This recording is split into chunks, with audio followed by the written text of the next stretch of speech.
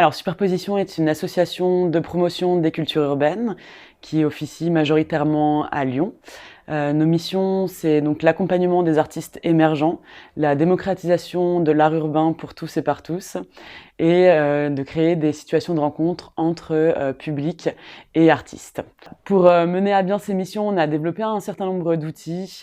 Pour apporter de la visibilité aux artistes, on a développé des cycles d'exposition. D'abord donc dans une galerie rue Longue dans le premier, puis à Sitio dans le deuxième, et là prochainement à partir du mois d'avril au Fort Superposition. Ensuite, on a essayé de faire rencontrer des publics très mixtes et variés. Et donc, on a commencé par créer un festival qui s'appelle Urban Art Jungle Festival, dont on a déjà fait 5 éditions. Donc c'est un festival qui regroupe les cultures urbaines dans leur globalité. Donc il y a du graffiti, il y a de l'art urbain, du néomuralisme, du théâtre, de la musique, et avec un public très hétéroclite. Et on essaye de mélanger tout ça dans un shaker et faire en sorte que la proposition soit diverse et multiple, et à chaque fois différente en fonction des lieux dans lesquels on s'implante.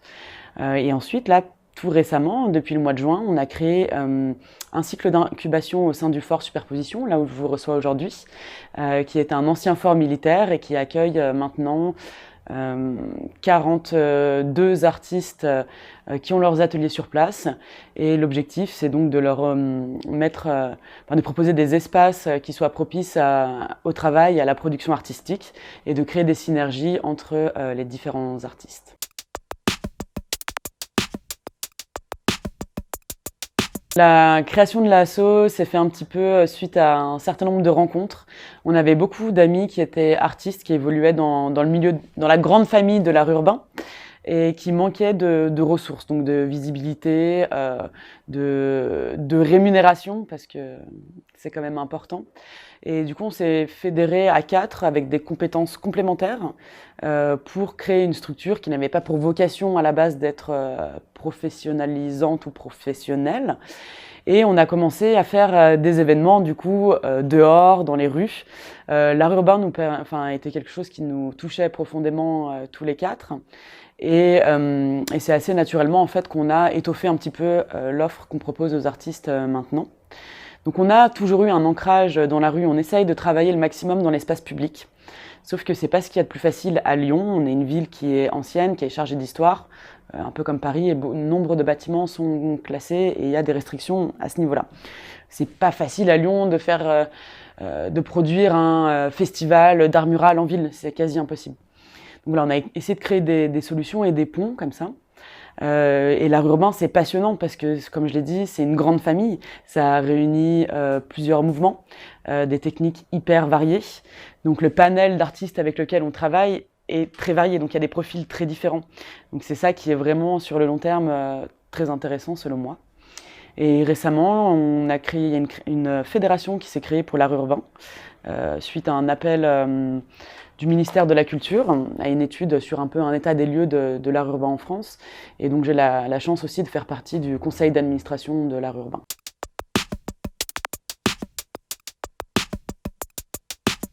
Alors, une journée type, il n'y a pas vraiment de journée type, c'est un petit peu en fonction des projets qu'on est en train de mener. On fonctionne en équipe, ça c'est important de le dire. On est 9 dans notre équipe, donc il y a des chargés de projets qui s'occupent de différents projets. Donc par exemple, on va avoir un chargé de projet pour l'Urban Art Jungle Festival, quelqu'un qui va s'occuper plus de projets avec des privés, Camille qui sera plus sur la médiation et la coordination du fort. Voilà, tout ça pour vous dire qu'en fait on fonctionne un petit peu à la priorité. Moi j'ai la chance d'être dans la structure depuis le début, donc je chapeaute un petit peu tout ce qui se passe dans la structure. Et donc je suis sollicitée un petit peu en fonction des besoins de chacun. Par exemple, quand on remplit un dossier d'occupation temporaire et puis qu'il faut le rendre dans 2 jours, ça devient ma priorité, donc je mets l'accent là-dessus. Quand on travaille sur l'organisation d'une exposition, on va plutôt mettre l'accent là-dessus. En fait, les thématiques, elles sont liées à notre activité à l'instant T. Donc une journée type peut commencer par exemple par lire mes mails, y répondre, ensuite une réunion avec l'équipe ou des réunions au cas par cas, après aller voir les artistes, après bouger sur un chantier de fresques, ou alors rester au bureau toute la journée, ou alors ça évolue vraiment en fonction des urgences qu'on a et où on en est, surtout au stade de l'année où on en est. Il y a de moins en moins de bureaux à partir du mois d'avril et mai.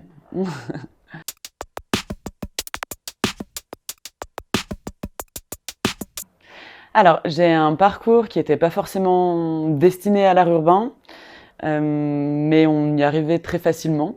J'ai commencé après le baccalauréat par un IUT technique de commercialisation. Voilà, rien à voir. Ensuite, j'ai fait une école de commerce, un MBA de la St. John's à New York.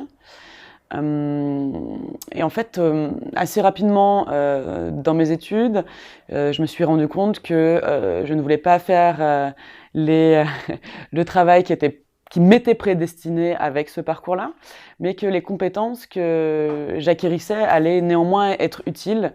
J'avais envie d'un travail beaucoup plus éthique que de faire de la finance pure et dure, parce que je ne crois pas en ces dogmes-là et je pense que c'est le problème majeur de notre société, si je peux lancer ça comme ça. Et donc voilà, une envie d'un projet qui soit plus personnel, qui soit mieux ancré dans le social. Et donc assez rapidement, j'ai été sensibilisée à l'art. J'ai eu cette chance d'évoluer dans ce milieu-là dès petite. Et ensuite, j'ai fait mes premières expériences plutôt dans des associations.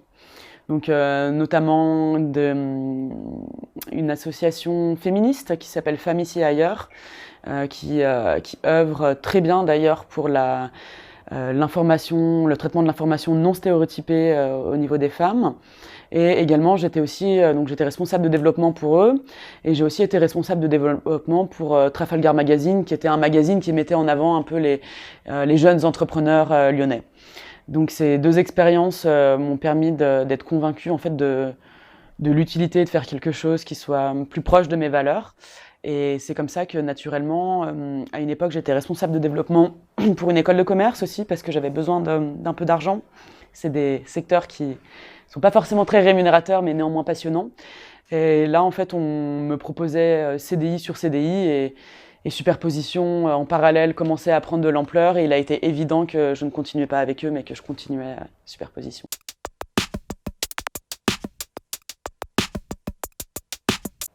C'est la problématique d'une société entière, je crois, si on reprend un petit peu de recul. Et les mêmes disparités en fait, que l'on constate au global sont encore plus accentuées. Je prends le cas spécifique de l'art urbain, qui est un milieu qui est quand même très masculin. Les choses tendent à évoluer. Mais oui, je dirais pas que c'est pas facile, puisque moi, j'en ai rien à faire d'être une femme ou un homme, enfin peu importe les personnes, moi c'est leur qualité de travail qui compte. Mais il est vrai que déjà on est en tant que responsable de structure, on est confronté à certaines barrières. Je ne sais pas si c'est plus facile de les lever quand on est une femme. C'est plutôt l'acceptation des autres qui sont déjà en place dans le milieu, qui a été un petit peu de l'ordre du test, de dire bah tiens, mais qu'est-ce qu'elle vient faire ici? Celle-ci, elle vient pas de ce milieu-là, et puis je suis pas graffeuse à la base, je suis pas peintre. Qu'est-ce qu'elle vient faire ici?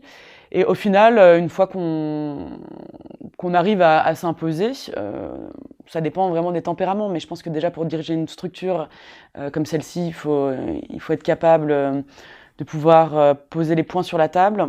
Non, c'était pas ça l'expression. De pouvoir taper du poing sur la table. Voilà, et puis ensuite on lève très vite ces barrières-là, et puis on est très vite accepté au final. Mais c'est vrai que par exemple, quand on voit les membres du conseil d'administration de la fédération, il y a quand même une partie plus importante d'hommes, un peu plus âgés aussi. C'est pas grave, il y a une nouvelle génération qui arrive et qui est pour le coup un peu plus mixte, je pense.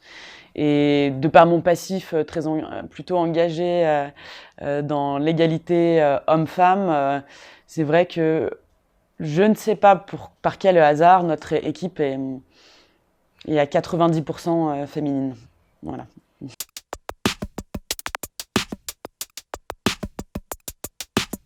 Ouais. Alors déjà au cours des études, il est hyper important de démultiplier les expériences terrain.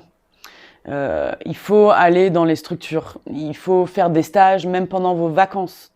Moi je vois passer énormément de CV. Avant, je recrutais aussi pour une école. Enfin, j'ai un petit peu l'habitude.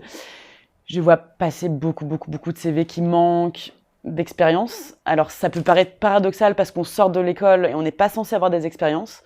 Cependant, vous êtes beaucoup à vouloir travailler dans le milieu culturel et les places sont très rares. Je ne parle pas de service civique, hein, je parle de vrais postes. D'ailleurs, le service civique, je trouve que c'est un moyen très intéressant de se faire une première expérience. Je vous le conseille, puisque ça vous permet de développer des missions sur entre 6 et 8 mois dans des structures, donc plus long qu'un stage.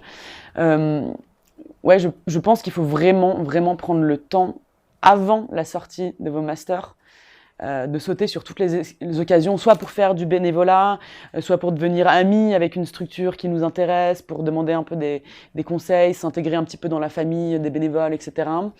Voilà, au-delà de l'expérience, je pense qu'il faut avoir peur de rien. Voilà, il faut avoir le goût du risque. Je parle du milieu culturel que je connais, hein, qui diffère énormément d'autres milieux qui sont peut-être plus institutionnels.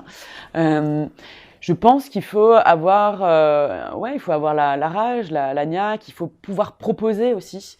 Il ne faut pas arriver à un entretien en disant bah tiens, moi je veux trop travailler avec vous, mais j'ai rien à proposer. Il faut être curieux, il faut se rendre sur, si l'événement, par exemple, si c'est l'événementiel culturel qui vous intéresse, il faut se rendre sur tous les festivals à côté de chez vous ou ailleurs. Il faut commencer à benchmarker un petit peu, savoir ce qui se passe autour de chez vous, quels sont les modèles économiques. Si c'est, par exemple, les occupations éphémères qui vous intéressent, il faut lire des livres, je pense qu'il faut aller au-delà de la formation qui doit être déjà très riche. Il faut avoir votre propre curiosité et mettre ça un petit peu au service de votre recherche, tout simplement. Puisque il est vrai que mes amis aussi qui ont des structures culturelles reçoivent énormément de CV pour un nombre très maigre de postes. Et je pense qu'il faut avant tout se connaître. Si on se connaît, on sait où est-ce qu'on peut être pertinent. Et c'est pas évident dans un stade de maturité, même après 5 années d'études ou plus, de savoir qui on est vraiment, où on veut se positionner. Donc ça, c'est l'affaire de chacun, mais bonne chance avec ça.